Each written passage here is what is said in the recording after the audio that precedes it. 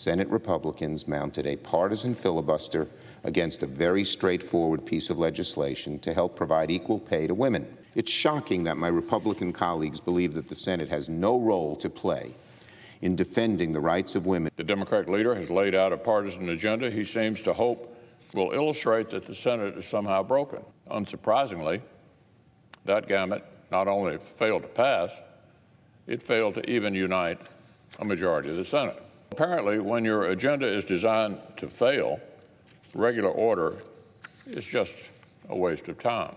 A war of words on the Senate floor yesterday. Minority Leader Mitch McConnell slamming Majority Leader Chuck Schumer's radical legislative agenda, claiming it was designed to fail in order to convince other Democrats it's time to end the filibuster. Kentucky Senator Mitch McConnell joins us now. Senator, it seems like Schumer is mad at you for the agenda stalling out. Well, you know, I have to start with last year's election, Dana. There's a 50-50 Senate, and the Democrats have a handful of seats as a majority in the House. The American people didn't vote for this radical left-wing agenda.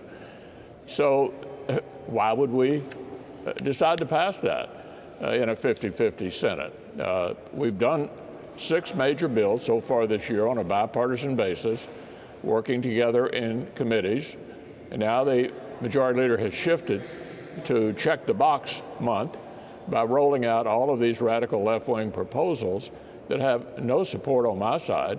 So obviously they're not going to pass. AOC apparently is upset with you also. A few tweets. Here's one of them about patty cake. President Biden and Senate Dems should take a step back and ask themselves if playing patty cake with GOP senators, that being you, is really worth the dismantling of people's voting rights, setting the planet on fire, allowing massive corporations and the wealthy to not pay their fair share of taxes, etc. I'm sure you heard about it. Your reaction?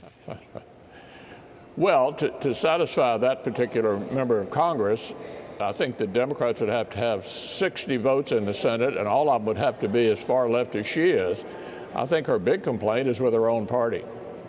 Here's more. During the Obama administration, she tweets, folks thought we'd have a 60 Dem majority for a while. It lasted 4 months. Dems are burning precious time and impact negotiating with GOP, who won't even vote for a January 6th commission. McConnell's plan is to run out the clock. It's a hustle. We need to move now. Based on that answer there, do you believe this argument over the filibuster is now dead and that it will survive?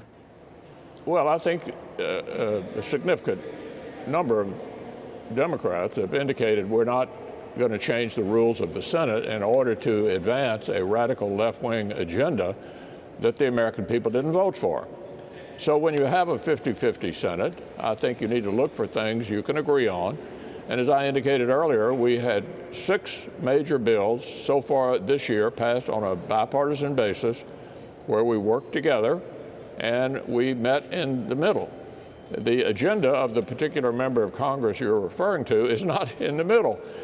I don't think she can sell her agenda to their own party, much less find it any kind of appeal for that on my side. It would sure be different for everyone if it was not 50-50 Senate, but a 51-50 Senate. The Democrats are not just mad at you, they are mad at one of their own, Senator Joe Manchin from West Virginia. He has said that he is not going to vote to kill the filibuster. He won't support their voting bill. They're furious with him. I'm curious if you would welcome him into the Republican Party, and have you asked him and extended an invitation for him to consider switching parties? Well, Senator Manchin has pointed out over and over again he's been a Democrat all of his life. I'm certainly not anticipating he's going to cross the aisle, but I do admire his willingness to protect the Senate as an institution.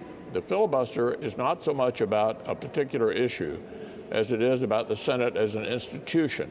It was constructed in the beginning of the country to slow things down, to make sure the right thing was done for the country.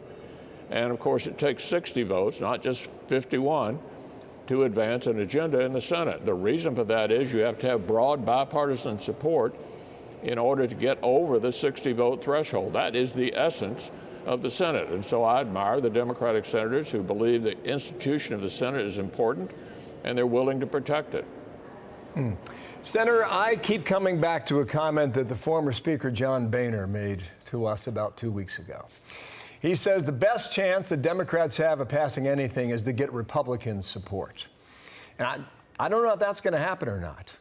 What do you honestly believe that this current makeup in Congress can pass over the next 16 months? Well, at the risk of continuing to repeat myself, we've passed 6 major bills on a bipartisan basis so far in the first 5 months of this year in the Senate, working together. We're trying to get an outcome on infrastructure, something that is popular on both sides of the aisle. All we're insisting on is that the infrastructure bill be about infrastructure and not a whole lot of other things, and that it be credibly paid for.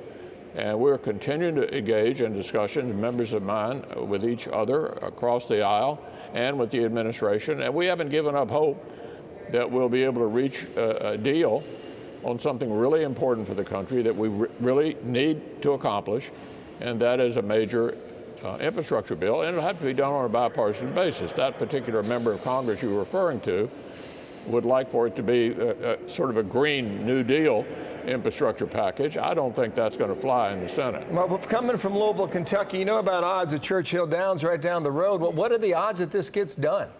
You might be optimistic for it, but is it possible?